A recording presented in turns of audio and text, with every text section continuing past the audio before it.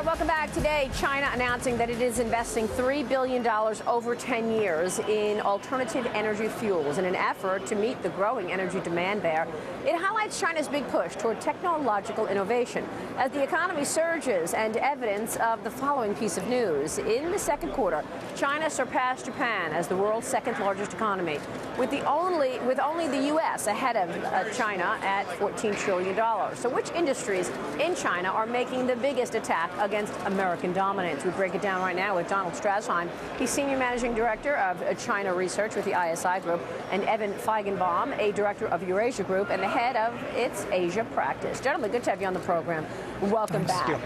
Evan, is China focused on being bigger or better in terms of industry versus America? Well, China is bigger. I mean, one thing China always has going for it is scale.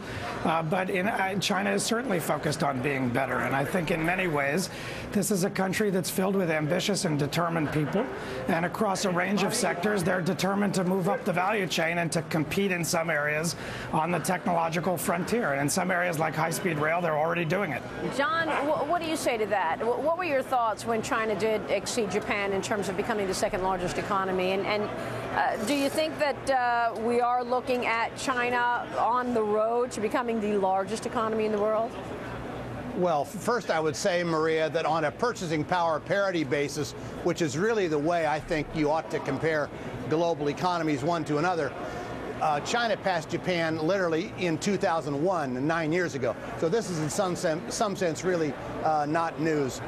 It's going to continue, and they are very much on the move up the value-added chain in their manufacturing sector, and in the high-tech portion especially.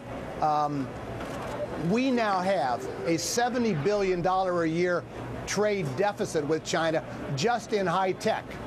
Who would have thought that 5 or 10 years ago? Yeah, so what industries are you looking at that are critical in terms of China's growth, Don? Well, energy, green, clean energy is in the very forefront. And, you know, it's 37 years.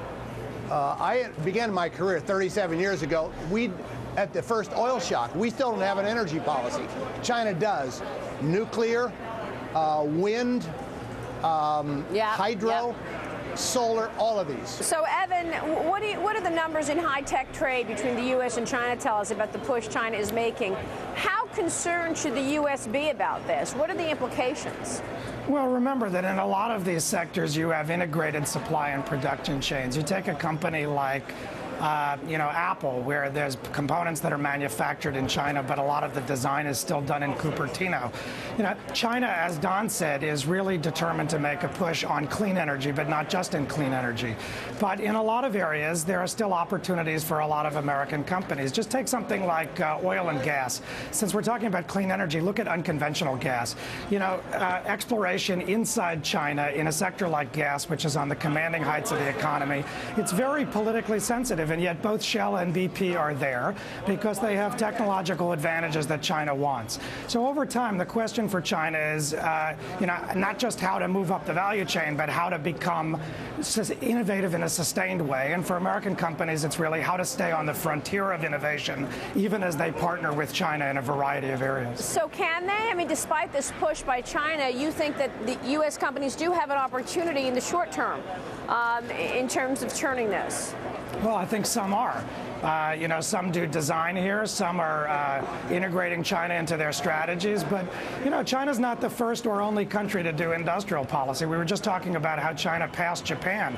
Japan was the iconic practicer of industrial policy in the 1970s and 80s, yet it just slipped to number 3.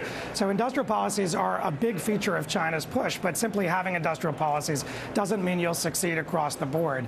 The United States, as Don said, these companies need to stay innovative, and they need to keep moving up the chain even as China makes its own push.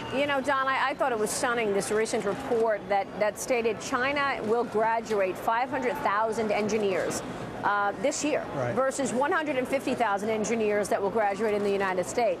That's a real disparity. Is that basically where this begins? Well, that's just simply a reflection of their strong push on education. They value it very highly, no pun intended. and the size of their population.